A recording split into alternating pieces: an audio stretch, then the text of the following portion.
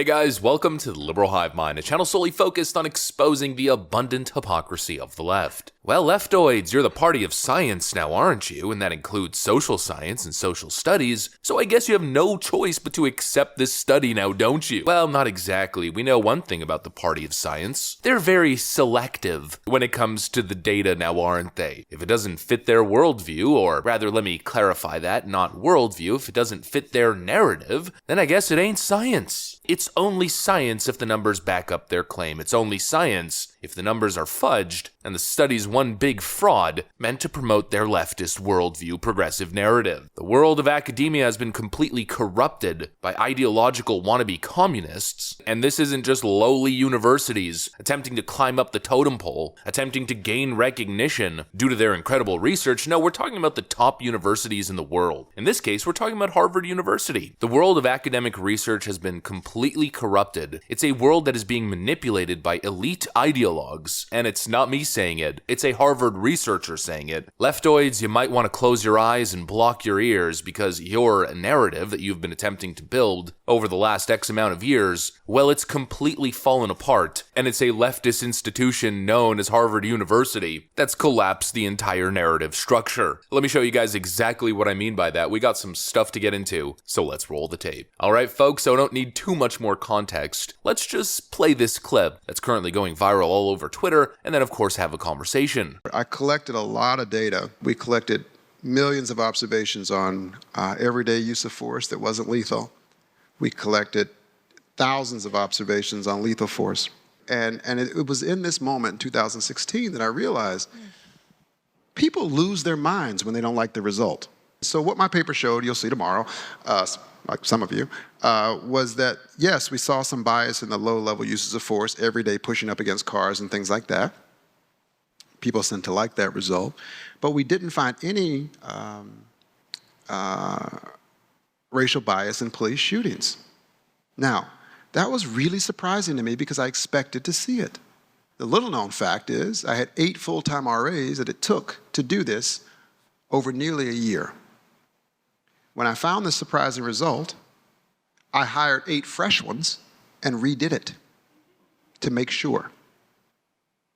They came up with the same exact answer, and I thought it was robust. And then I went to go give it, and my God, all hell broke loose. It was a 104-page, dense academic economics paper with a 150-page appendix, okay? It was posted for 4 minutes when I got my first email. This is full of shit. Doesn't make any sense. And I wrote back, how'd you read it that fast? That's amazing. You are a genius. And I had colleagues take me to the side and say, don't publish this. You'll ruin your career.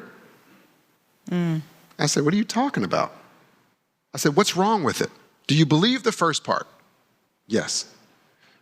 Do you believe the second part? Well, the issue is they just don't fit together. We like the first one, but you should publish the second one another time. I said, let me ask this. If the second part about the police shootings, this is a literal conversation. I said to them, if the second part showed bias, do you think I should publish it then? And they said, yeah, then it would make sense. And I said, I guarantee you I'll publish it. We'll see what happens. So it was, you know, I lived under police protection for about 30 or 40 days. I had a 7-day-old daughter at the time. I remember going and shopping for it because, you know, when you have a newborn, you think you have enough diapers, you don't.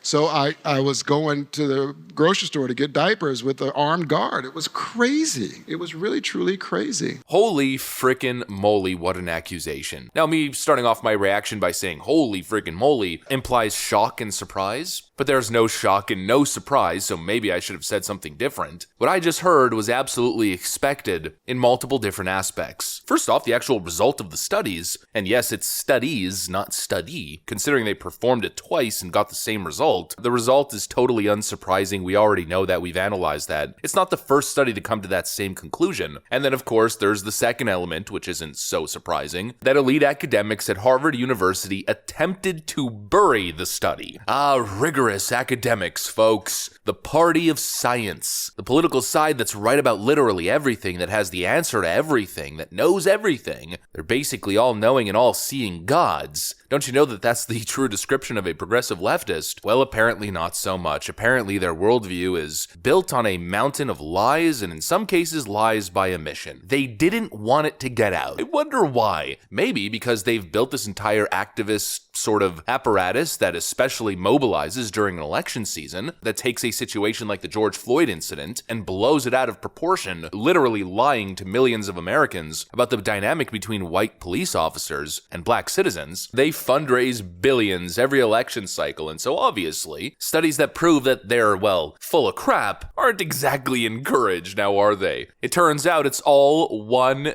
big frickin' lie. And you know, every time I make a video on this topic, I always refer back to that legendary clip. How many black people were shot unarmed in LA in 2019? Do you know that number? Yeah, like 100, 150. Maybe the hundreds, but like 500 to 1,000. You know, it's 1,000 unarmed.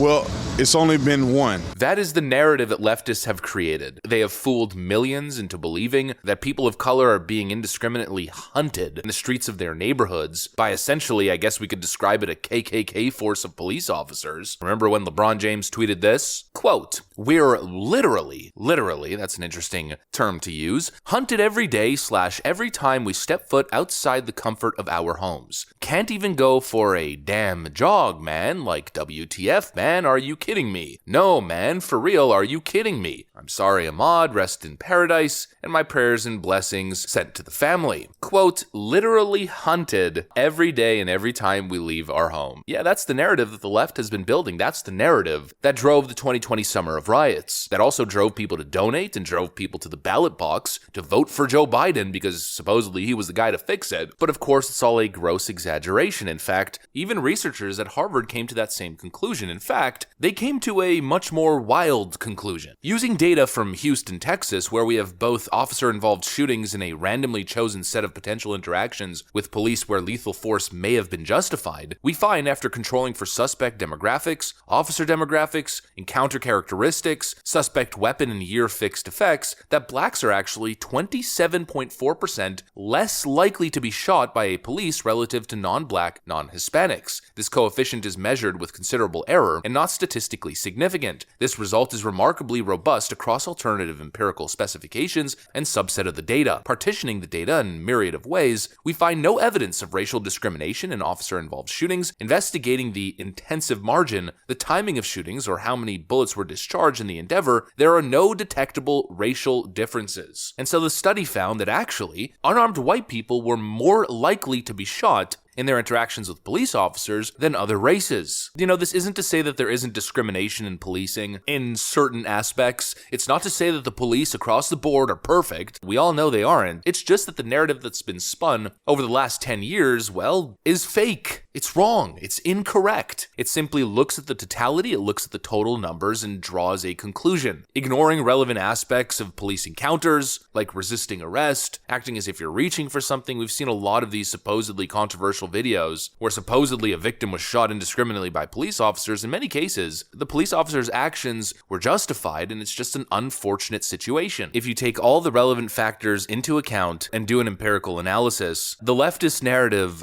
crumbles apart. And the party of science knows this. They know this to be true, and that's why they fought so hard in their attempt to have this professor self-censor, to not publish his studies, to not publish his findings, to only publish the element of his study that fit their narrative relating to stop and frisk programs. That right there pretty much tells you all that you need to know. In fact, the outrage was so severe to the release of his academic paper that he was forced to live under police protection due to the fallout of his study. The party of science, folks. The same party that threatens academics who reveal data that's counter to the party's narrative. What an absolute farce. Anyways, that's pretty much what I got for you guys. Hopefully you enjoyed this video. If you did, make sure to leave a like and possibly subscribe. Thanks for watching, and I'll see you on the next one.